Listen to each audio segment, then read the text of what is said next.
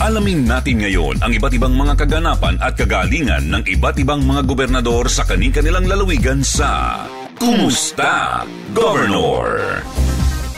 Nako, mamaya makipagdalhin nga tayo sa NDRRMC at kumuha tayo ng update mga kaibigan doon sa ilang probinsyang kumbagay lubog pa rin sa baha. At kanina may nakausap tayo mula dyan sa Catanduanes. Eto nga, dayo muna tayo. Dako muna tayo dito sa lalawigan po ng Pangasinan. At may mga ilang bayan na lubog pa rin sa baha. Eto, nasa linya ng ating komunikasyon si Governor Ramon Monmon Gico III ng Pangasinan. Governor, magandang hapon po.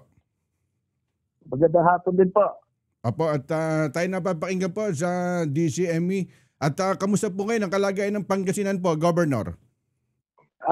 So far ngayon okay naman dahil ang talagang napahirapan kami yung lakas ng hangin sa buong lalawigan. Mm-hmm. Pero particularly yung storm surge at nasabayan pa ng high tide sa 4 na lugar po ng aming lalawigan sa coastal area po.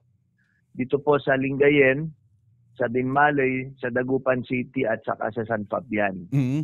So yung pong mga nasa coastal area, sila po yung labis na naapektuhan po dito. Apo, at may mga kababayan pa po tayo na sa evacuation center sa oras ito, Governor? Well, as of kanina pong alas 5, yung last report po namin, mahigit sa 24,000 individuals ang nailikas. Mula po ito sa preemptive measure ng 35 local government units. Apo. At puno po ang mga evacuation centers ngayon. Pagdating po dun sa tulong po ng national government, kumbaga napaka-aktibo po ngayon ng DSWD. Diyan sa Pangasinan po, ano na po yung status po?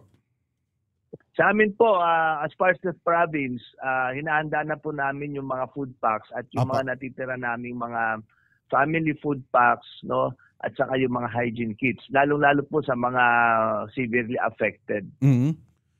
Sa ngayon po, bali yung tulong po dun sa financial assistance, kung di ako nagkakamali, ang inyong tanggapan po pagka ganitong may kalamidad, kumbaga napakabilis po ng asiste, Governor. Opo, ngayon po is more of taking care of the people who are in the evacuation centers muna.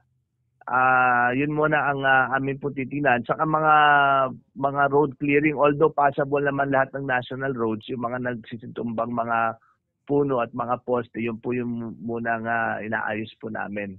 Apo, at dun sa supply naman po ng kuryente, ano na pong update po?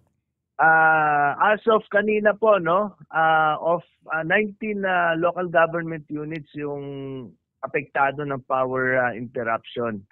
So, pero from there until now po, may mga nare-restore naman na sila paunti-unti. Apo, at Governor, baka meron kayong mensahe sa inyong kababayan dyan sa Pangasinan. Kausapin niyo po, Governor. Opo, sa mga LGUs po natin, no, at saka mga kababayan po natin, ako'y nagpapasalamat sa kooperasyon ng bawat isa. Naging effective po yung ating preemptive measures, itong preparedness po natin sa ating sa dumating po na bagyo. Dahil po dyan, as of now, no reported casualty po sa buong lalawigan. At sa lahat po na ating mga kababayan, no, maraming salamat sa panalangin. Yan lang po talaga eh. We did all we can. So we just said before, no, let's just brace for impact.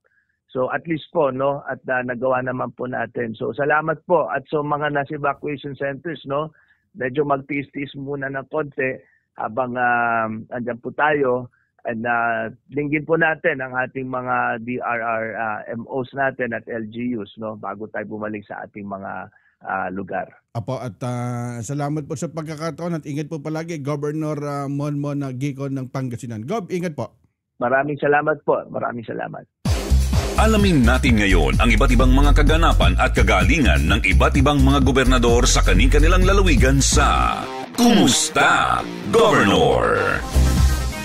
Governor po, mula dyan sa lalawigan ng Pangasinan, nakausap natin Si Governor Ramon o mas kilalang si Governor Monmon Gico III. Ang kagandahan ngayon napaka-aktibo po ng disaster. Kumbagay siguro sa tulong na rin ng social media ngayon. Kumbagay nagiging alerto na. Pagka ganitong may mga kalamidad o yung paparating na super typhoon. Nako, lalo dyan sa Biraca, Catanduanes. Alamin natin ngayon ang iba't ibang mga kaganapan at kagalingan ng iba't ibang mga gobernador sa kani-kanilang lalawigan sa Kumusta, Governor?